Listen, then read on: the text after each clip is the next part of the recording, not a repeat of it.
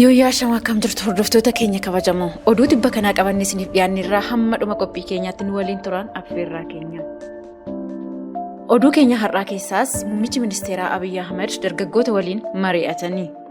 Hooggantoota TPLF mormii mudachuun dhaga'ame. Jilli Ugaandaa daawwannaa hojiif Finfinnee galee jira. Hamma dhuma qophii keenyaatti nu hordofaan affeerraa keenya. Muummeen ministeeraa Abiy Ahmed dargaggoota guutuu biyyattiirraa walitti babba'an waliin mari'atanii jiru. Dhimmoota dinagdee, siyaasaa, hawaasummaa fi kanneen biroo irratti mari'ataniiru. Dargaggoonni kutaalee biyyattiirraa walitti babba'an kunneen gaaffilee adda addaa muummee ministeeraaf dhiyeessaniiru. Muummeen ministeeraa Dr. Abiy Ahmed dargaggoota kutaalee hawaasaa bakka bu'uun gaaffii dhiyeessaniif ibsa laatanii jiru. Dargaggoonni biyya isaanii boruuf hojii irratti xiyyeeffachuu fi qabeenya biyyaa misoomsuuf dhama'uu qabus jedhani. Itoophiyaan biyya guddoo kan turte ta'uu yaadachiisuun gara guddina ishee duraatti deebisuuf tokkummaa sabdanneessaa cimsuun dirqama ijoollee biyyattii ta'us ibsanii jiru. Bara bajataa 2015tti handarratti qabsaa'uun hojiilee cimoon ni hojjetamu jechuun ministeerri muummee Dr. Abiy Ahmed himaniiru. Kanuma wal qabsiisuun ministeerri muummee Itoophiyaa Dr. Abiy Ahmed marii dargaggoota waliin gaggeessan irratti akkas jedhani. Umuriin dhala namaa bakka saditti qoodama. Inni tokkoffaan yeroo daa'imummaati. Yeroon kun immoo yeroo karoorsuutii jedhani. Inni lammaffaan dargaggummaadha. Yeroon kun immoo yeroo raawwiitis jedhani. Inni sadaffaan dulluma. Yeroon kun immoo yeroo gabaasaati jechuun yeroo ofitti yoo hin fayyadamiin duubatti deebi'uun hin danda'amu. Har'a Itoophiyaa kan rakkisaa jirus warra umuriin isaanii yeroo gabaasaa turetu duubatti deebi'ee yeroo karoorsuu fi yeroo raawwii jeeqaa jiras jedhani. Isin umurii raawwii keessa waan jirtaniif halkanii fi guyyaa hojjedhaa biyya keessan jijjiiraa jechuun dhaamsa isaanii dabarsaniiru.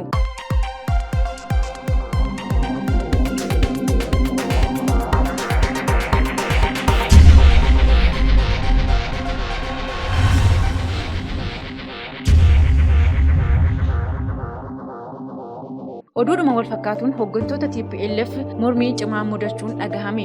Uummanni Tigraay hacuuccaa fi garbummaa baachuu dadhabe kutaa magaalota garaagaraatti hiriira ba'uun garee nama nyaataa juuntaa kana balaaleffachaa jiraachuu odeeffannoon tokko tokko nu dhaqqabaa jiru.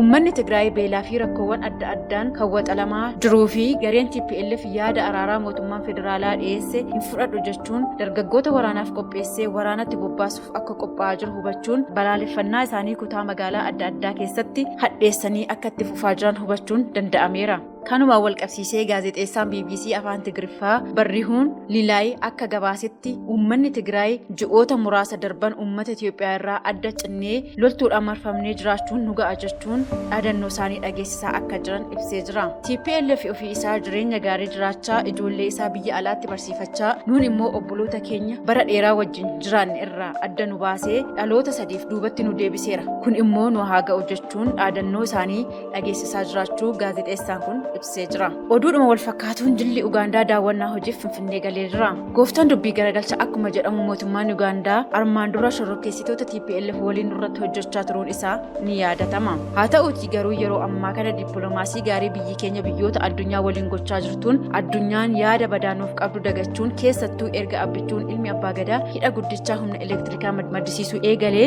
ilaalchi biyyoonni garaagaraa nuuf qaban jijjiiramuu isaa kallattii adda addaan argaa jirra. Kanuma wal qabsiisee guyyaa kaleessaa jilli ministeera deetaa ministeera alaa Ugaandaa Okeelloo Ooriyoomii fi ajajaa olaanaa humna lafarraa biyyattii Leetanaal Jeneraal Muhoos Kunurgaabaan durfamu daawwannaa hojiif Finfinnee galanii jiru.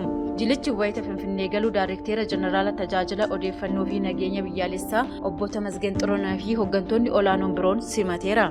Jilichi turtii isaan qaamolee garaagaraa waliin dhimmoota walirratti ni mari'atamaan kan eegamu ta'uu tajaajilli odeeffannoo fi nageenya biyyaalessaa ibseera.